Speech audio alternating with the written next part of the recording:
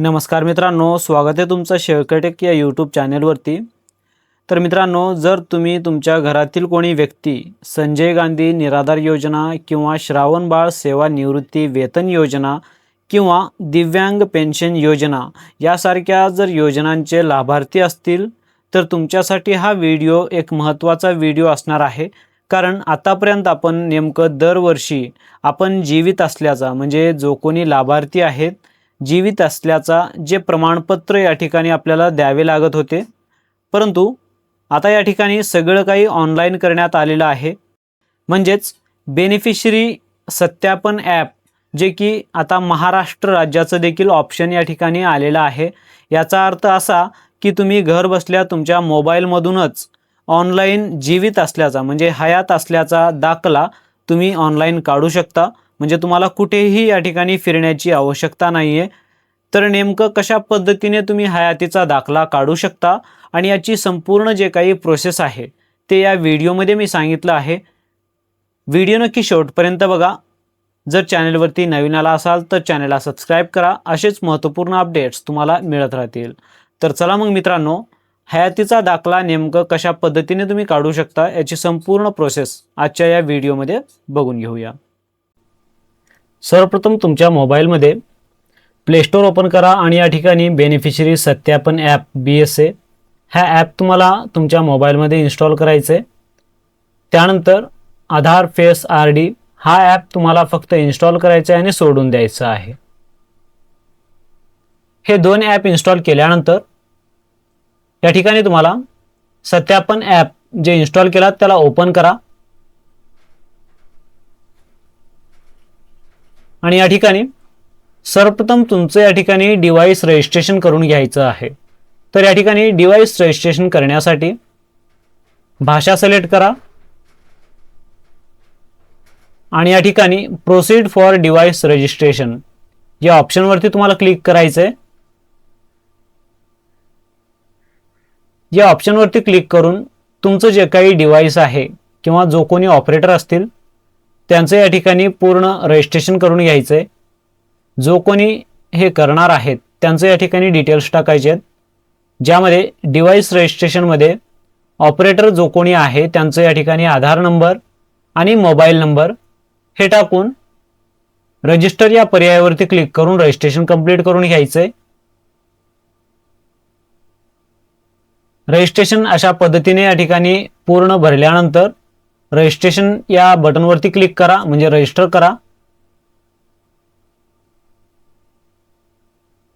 हे एवढं करताच तुमच्यासमोर या ठिकाणी एक मोबाईलवरती OTP येईल। जे मोबाईल नंबर दिलात ते OTP या ठिकाणी टाकायचं आहे, वन टाइम पासवर्ड, आणि या ठिकाणी तुम्हाला सबमिट करायचं आहे। हे एवढं करताच या ठिकाणी जो कोणी ऑपरेटर आहे त्यांचं या ठिकाणी पूर्ण नाव टाका। पूर्ण नाव टाकायचं आहे आणि या ठिकाणी पूर्ण नाव टाकल्यानंतर चौकटीवरती तुम्हाला क्लिक करायचं आहे आणि या ठिकाणी सेल्फ अँड फॅमिली हा पर्याय तुम्हाला सिलेक्ट करायचा आहे आणि या ठिकाणी स्कॅन करायचं आहे। जसं तुम्ही स्कॅन करशाल ऑपरेटरचं या ठिकाणी फेस तुम्हाला स्कॅन करून घ्यायचं आहे। हे एवढं करताच डिव्हाइस रजिस्ट्रेशन या ठिकाणी कंप्लीट होईल। तर हे तुम्हाला 3 ऑप्शन दिले जातील, ज्यामधून सेंट्रल आणि जे आपलं महाराष्ट्र आहे ते देखील या ठिकाणी ऑप्शन दिलेला आहे।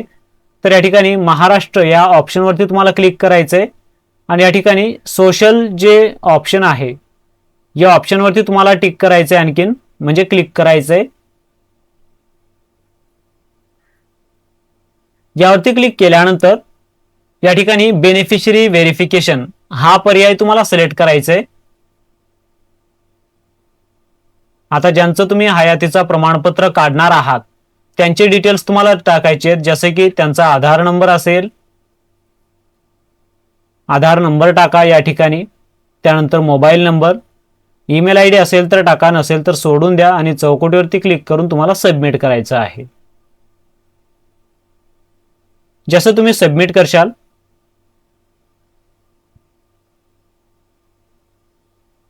सबमिट करताच जर तुमचे लाभार्थी त्या स्कीममध्ये म्हणजे असेल तर या ठिकाणी एक मोबाईलवरती OTP येईल, म्हणजे जो कोणता मोबाईल नंबर तुम्ही दिलात त्यावरती OTP येईल, जे OTP टाकून तुम्हाला व्हेरीफाय करायचं आहे किंवा सबमिट करायचं आहे. हे एवढं करताच या ठिकाणी अशा पद्धतीने येईल. जर बेनिफिशरी त्या स्कीममध्ये असतील तर या ठिकाणी अशा पद्धतीने दाखवेल, जे की तुम्हाला ॲक्सेप्ट करायचे टर्म्स अँड कंडिशन आणि स्कॅन करायचं आहे.